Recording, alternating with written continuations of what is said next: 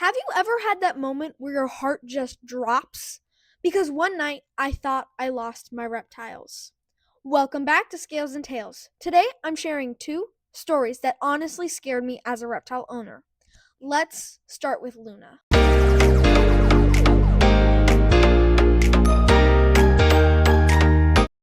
Alright, Luna's story. It was nighttime and I was doing what I normally do, feeding Luna. If you've watched my channel, you know Luna is my leopard gecko. She's calm, quiet, and honestly sometimes hard to read. She's also crepuscular, which means she's more active in the evening, so nighttime feeding is normal for her. Everything felt normal. I fed her, watched her for a little bit, and then I made a mistake. I forgot to close her enclosure door. At the time, I didn't even realize it. I went downstairs, started doing other things, and about an hour passed.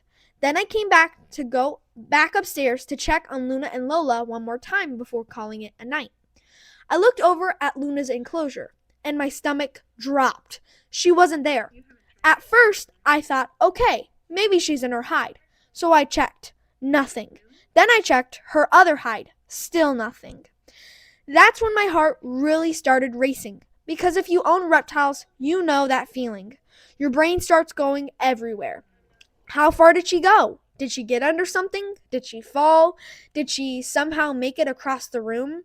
I started checking everywhere. Under the table, behind things, around the enclosure. I'm moving stuff, looking carefully, trying not to panic. And then I found her. Luna had moved about 3 inches from her enclosure. That's it. She was sitting right next to her cage, completely calm, like nothing even happened. Meanwhile, I'm over here having a full panic moment. And Luna's basically like, "You're overreacting." I honestly stood there for a second, relieved, and also kind of laughing, because in my head, Luna had gone on this huge adventure, and in reality, she barely left.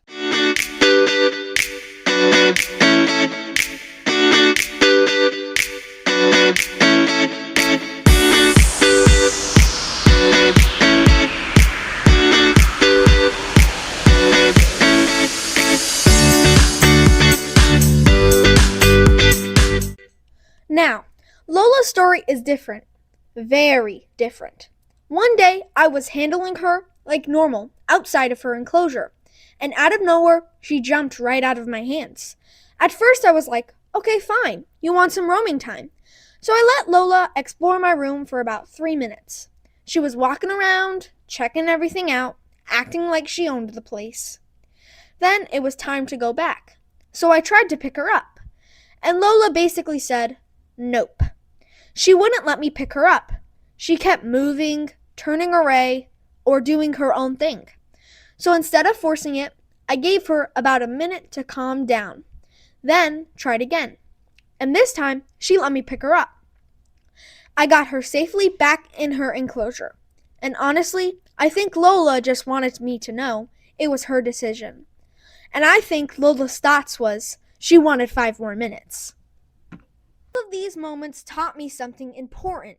Reptiles are curious. They explore. And sometimes all it takes is one small mistake. So now I always double check enclosure locks, doors, feeding routines, setup checks, because prevention is always better than panic.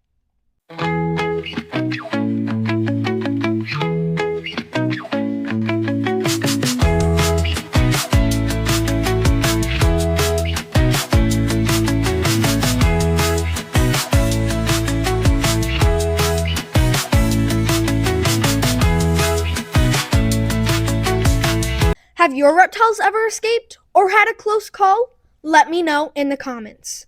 That's it for Scales and Tails. If this helped you, make sure to like, comment, and subscribe for more reptile facts, care tips, and real reptile experiences.